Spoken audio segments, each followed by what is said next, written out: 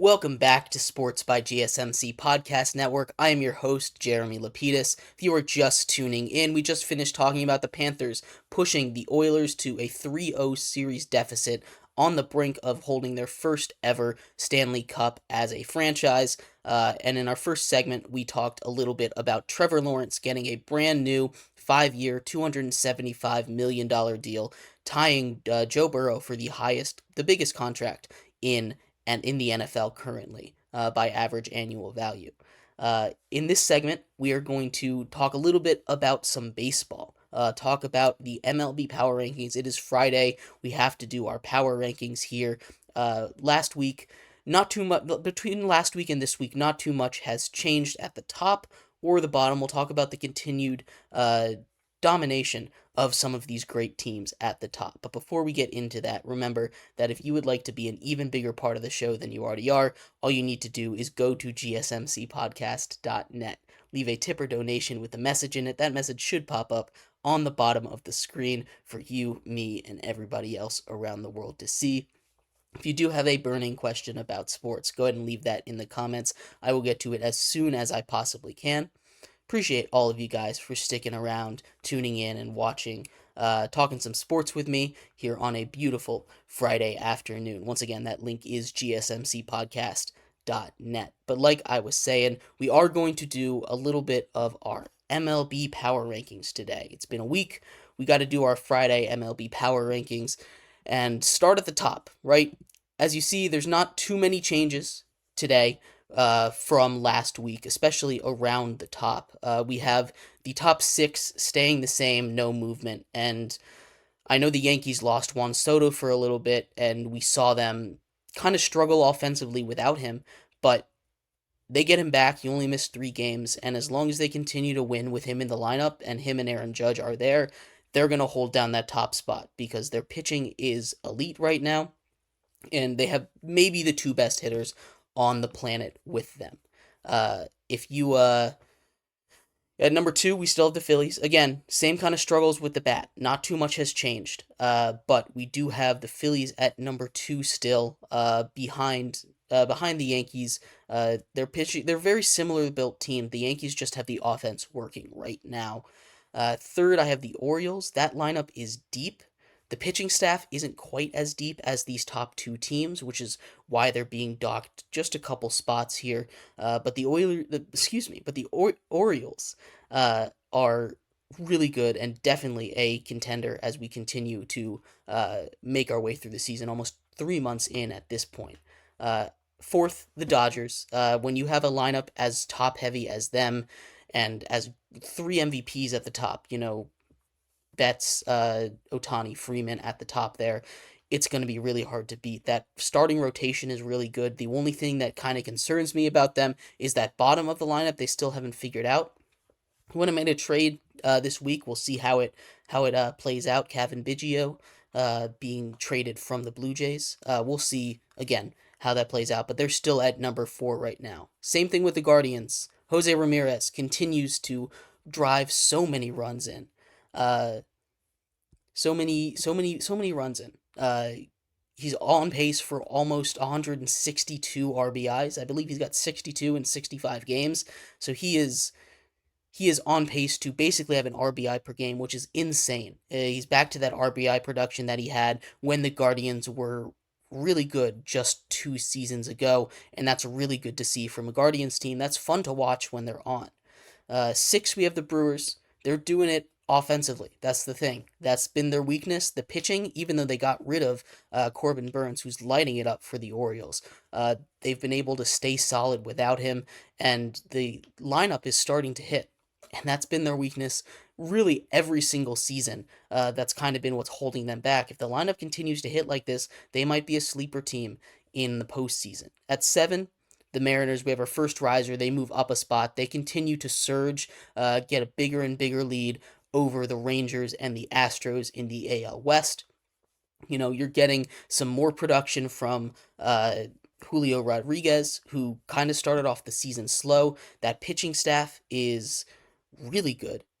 It's, again, that starting pitching staff is one of the best in the entire league. So Mariners at 7. At 8, the Braves continue to fall. The loss of Acuna, their offense just can't quite get on track. They're still a very good team. They're still number one wild card in the NL, but they're starting to lose their grasp on that race. And if their offense doesn't turn it around soon, I'm a little concerned for what's going to happen. And this is too good of a team to be struggling like it is right now. They've moved down a spot, I believe, every single week since we started doing this weekly. It's been it's been tough for the Braves, but I do believe they can turn it around. They just have too much talent to not turn it around. Chris Sale is pitching out of his mind. Charlie Morton is pitching great. The pitching staff really just wonderful for that top team. At 9, we have the Royals. The Royals are just a great team. Brady Singer, pitching again. They're pitching the top 3 of their starting pitching staff is incredible. Bobby Witt is hitting 330 right now, an MVP candidate. He got that huge contract in the offseason, and he is rewarding the Royals for it. The Royals could make some noise. They're second in their division right now, but they're scary. They're right behind the Guardians. Them and the Guardians are fighting it out. They have that number one wild card in the AL. Rounding out the top 10, we have the Padres. Once again, they started slow, but they have really ramped it up. So specifically, Fernando Tatis Jr.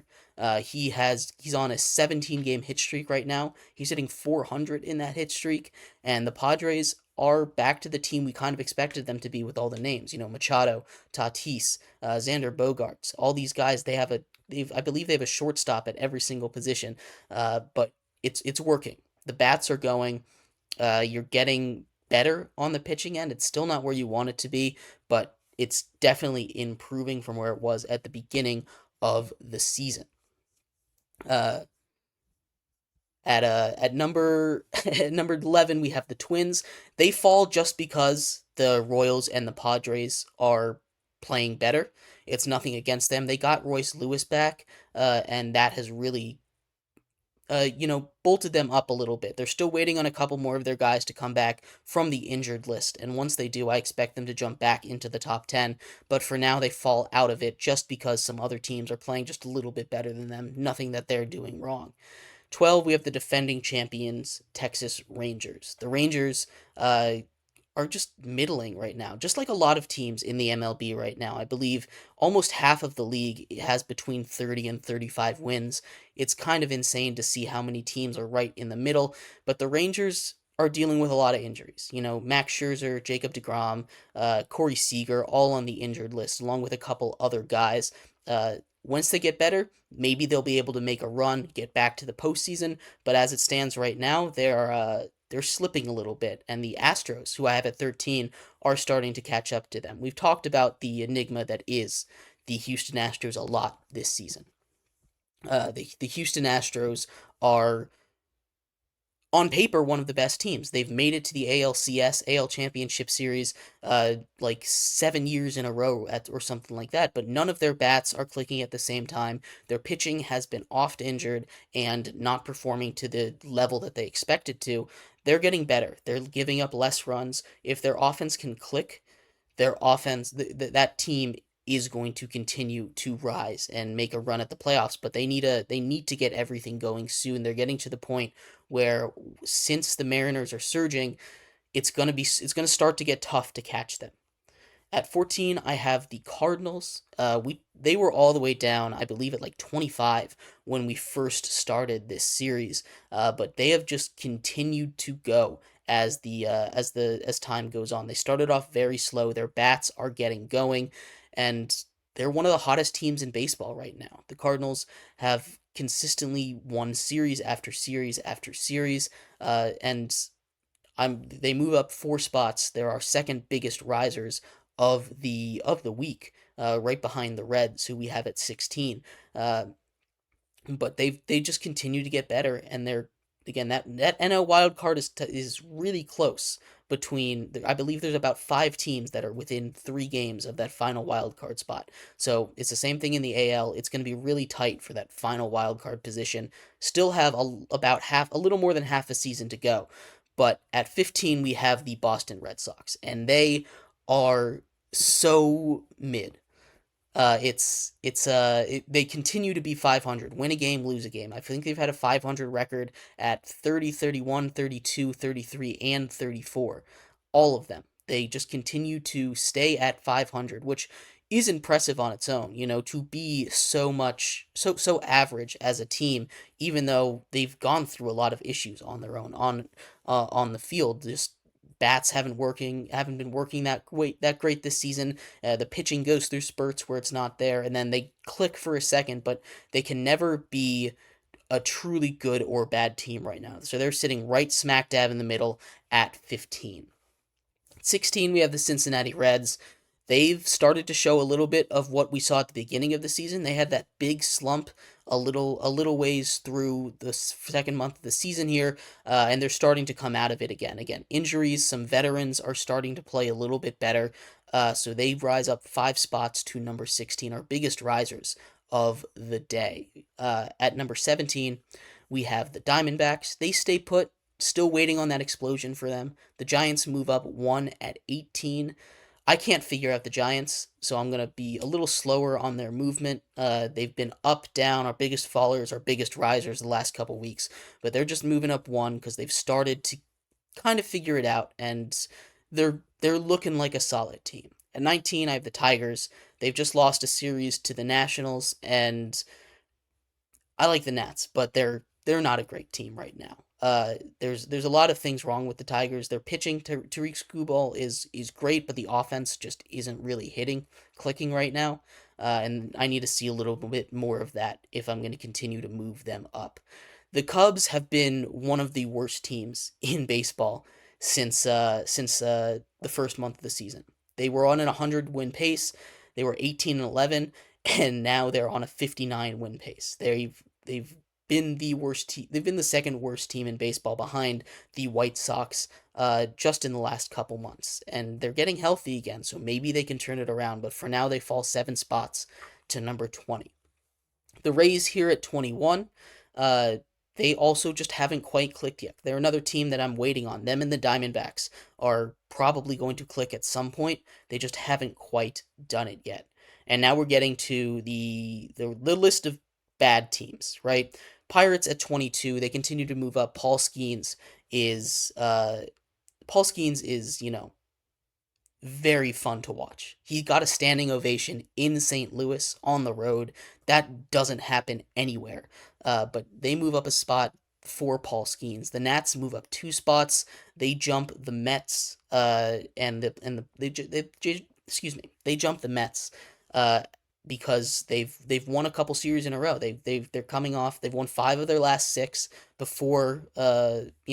Previously they had lost 4 in a row, but now they've won 5 of their last 6, and they're starting to heat up. This is a Nationals team that has shown flashes and potential, but it just isn't good enough to get out of that bottom tier of teams. At 24, we have the Blue Jays. Again, a similar situation to the Nationals, but they are a team that is kind of on the opposite trajectory. The Nationals have a lot of great stuff in the farm system on the way up, and the Blue Jays are kind of on the way down there. So they're in a very similar spot, but I have them down 1 spot because of that at 24. The Mets are just a bad team.